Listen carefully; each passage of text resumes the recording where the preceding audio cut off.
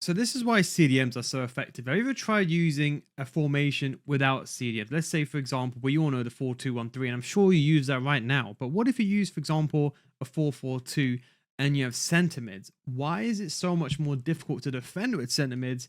Even, for example, if the player's on holding and on defend, even if they're on a plus plus, they can have 90 sprint speed, jockey playstyle like Militao, and they are basically useless.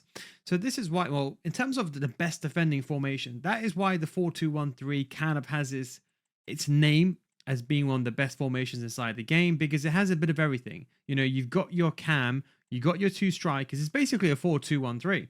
4-2-3-1, should I say. It's basically identical with left wings and right wings, but you have two CDMs. Now, if EA decided to patch this and made CDMs sit higher, you will see less and less of this tactic. So EA, if you're watching this, you need to either adjust how center mids play, and we'll go over that in a second, or you need to figure out a system where we can play both. Now, in terms of the best formation, I think this is the best formation inside the game for defending purposes. But maybe we'll talk about this another day before I get blamed for ruining the game again. I can guarantee you'll improve in FC25. I have an FC25 School Series, but before you skip ahead, what if I told you I can guarantee you'll get better, or if you don't, I'll refund your money? I can say this because I've been running my school for many years and thousands of people have joined and even stay on. We go over complete in-depth gameplay tutorials showing you the theory of something and showing you gameplay examples in a structured format, unlike my YouTube channel, which is just all over the place. We also start this series from Division 10 all the way to Elite Division, showing you every single game from Division 10 to the Elite Division, basic gameplay so you can copy it and see how to get to the Elite Division so easily. The video is on a progressive systematic learner system, teaching you everything from the core mechanics to the meta so you can get better as a whole, with explanations that go beyond the scope of even my YouTube channel. So come join thousands of others in a mature audience community for those looking to get better at FC. Patreon.com/NoGuys, or click the link down below. We upload videos every single week with adjusting to the new recent updates and patches so you can stay up to date and ahead of your competition. Now, when you join, we have a library of hundreds of videos, more than my YouTube videos, in fact, with new FC25 videos getting uploaded on a regular basis so you never run out of content. The biggest mistake people do is they spend thousands of dollars each year on FIFA points thinking this will make them a better player, but it won't. But now it's time to make that change. And don't forget, I guarantee you'll improve. And if you don't get better after 1 month, I'll refund your money. That's the No Guys guarantee. Click the link down below in the description, patreon.com/No Guides. But with CDMs, look, the truth is, because the average player can't defend, CDMs make it much easier. Now, one thing people don't actually consider is out of possession. The way most people concede goals is let's say, for example, if you had a formation, this will probably really affect when you're making your tactics, okay? So let's say we went with the 4-3-2-1, okay, from last year. Now, what people don't realize is they might, for example, from an obvious point of view, put playmaker, let's say we do half winger and playmaker, just an example. Now, out of possession, in fact, let's just put this back on playmaker, just to make things a bit easier. In fact, let's put them both on playmaker. Now, out of possession, people concede goals because they lose the ball, and this is where most goals are conceded in FC, both in real life football and in FC. Most goals are conceded when a player, for example, has the ball in midfield and they distribute the ball out wide, for example, to the wider areas or whatever, and they lose the ball and then they get turned over and then they get counter-attacked. Because when you lose the ball, there's two different shapes: in possession and without possession. So without possession, you have that shape, but people neglect the in possession. Now, when you're left back and right, when you're in possession, your left back and right back, they sit higher, and so does your two centre backs. So they will be on the halfway line.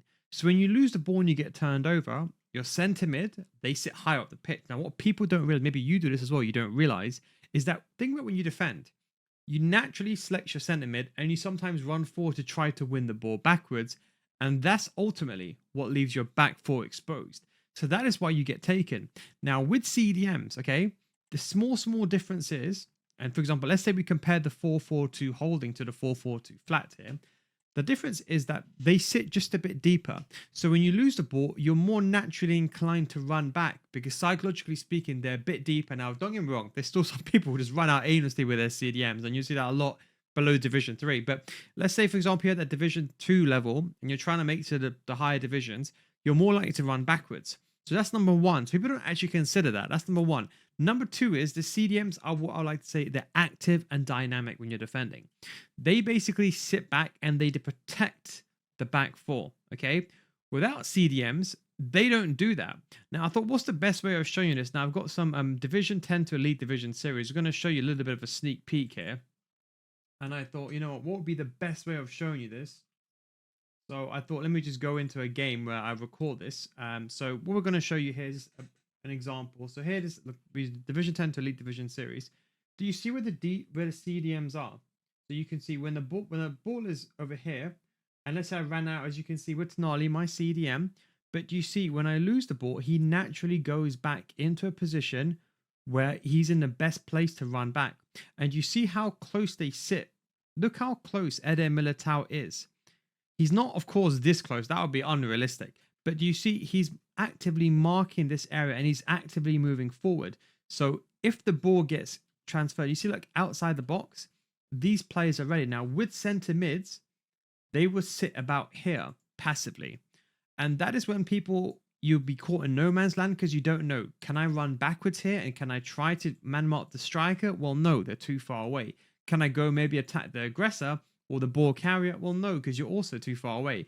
So I think what happens is people in this situation, they're in a mix of two situations. And you can see with center mids, what they do is they don't do nothing. At least CDMs, they track back a little bit. And that is the biggest problem when you are defending. I'm just going to show you just one other example over here. I was going to go back to just this segment over here. You can see, look here, I've lost the ball. So you see like this segment here, got the ball with Kadioglu, got the ball into the middle with my cam, and you see where Tonali is. He's not over there. You see he's not over there. He's over here. So do you see when I lose the ball, I can then switch to Tonali, and at least if I want to, run back and recover this angle here. You see that? I can run back and recover that angle if I want to. Here you can see I make a very bad mistake and I end up getting, but you can see like here, at least these players are running back inside the box. See that? They're at least they're nearby. Now it's a very good goal in the end. So do you see, this is what the biggest problem is when it comes to players where CDM is. That's why a lot of people, and that's why I always say the 4-4-2 flat is one of the best formations inside the game, without a shadow of a doubt. You put these players on inside wingers, I think it's honestly top 3 formations. I would say this scales with a better player that you are. Now, the truth is, most people watching this video, you're not that good of a player. Okay, and maybe you're a good player compared to the average player, but I'm saying you're not like a top tier elite player. And probably some of you guys there, but even then, people still struggle. Even sometimes I struggle with a 4-4-2. So using a 4-4-2 flat for the entire game is fine if you're a top tier player and you're versing other players. But if you use, let's say you're a Division 5 player, let's say you got relegated back to Division 7, and you use the 4-4-2 as a Division 5 player in Division 7, you will win every single game. And it's for people that think, oh, I'm using 4-4-2, I'm winning, I must be playing well with it. But realistically, it's because you're versing a weaker opponent. So you could even play with 9 players and play with, where division you're in now, if I gave you someone that's brand new to the game and I gave you 9 players versus 11, you'd probably still win that game because you understand the game. So that's why a lot of people keep changing formations, because one week they're winning with one system, then they're winning with another system, but that's not the actual case. So this is the big problem. Centre mids, they just don't do anything. You're left to your own device when you're defending, whereas CDMs, they sit a bit deeper, they're more proactive when they're defending, they're in a better place, and they track those runs. And that is why when you get to that situation where your opponent has, I'm just going to show another example here quickly that I picked out. And I thought this would be a good example here. Let's say, for example, you're versing a weaker opponent here. I'm just going to show you here. You can decide to be aggressive and run out with your center, with your CDMs, because you know that they're going to be slow. They're not going to be in time to react. And you can see your CDMs, look, they're still close enough to help put pressure on the player. Had that been a better player and they green timed it, it would have been a complete different situation there. But you see, with those CDMs, they're just there viably. Now, on the equal end, if we go back to, for example, when I score the goals, have a quick look, right? So you can see, like, here, I've got the goal, right? You can see here, have a quick look. See that? Now, I don't know if you noticed that. Have a look. My opponent's here playing a 4-4-2, yeah? Have a look. Look how high the left centre mid is. Look at the left centre mid. So when the ball gets played quickly, and you can see, look, that's AI. Look, AI even stepped up a little bit, whether that's to do with depth or whatever, right? Then I've already played one ball and that player's out of position. The CDM is too far away. Now, when I'm pressing L1, but I'm triggering players going forward here, have a look at where the centre mids are. Now, if those players were CDM that I showed you a different example, they would be a bit here. That makes a big difference to gather them backwards. But you can see, look here, they're so conservative. They don't do anything. Look, they literally, look, don't even go. You're left on The onus is on you to then select the player and then run back. And that is why it's very, very difficult to defend. So realistically, it's only if you have that ability to defend with the 4 players at the back. But that's why the four players or 4 defenders with the 2 CDMs is a safety net. You can think about this like the 2 Makaleles. They're going to come back and they're going to help you out a lot. Now, does that mean you shouldn't use a 4-4-2? Well, of course you should. That's why I give a tactical layout every single week. Stay tuned for this Friday where we got a special video, 4-2-1-3 and a 4-4-2 and the 4-4-1-1, a complete setup. Actually, you'll enjoy that video this Friday. That's the ultimate 4-2-1-3 setup. But that is why you should have this for an attacking system and then have this for defensive. That's why if you're not too sure, but you like the 4-4-2, go with a 4-4-2 holding.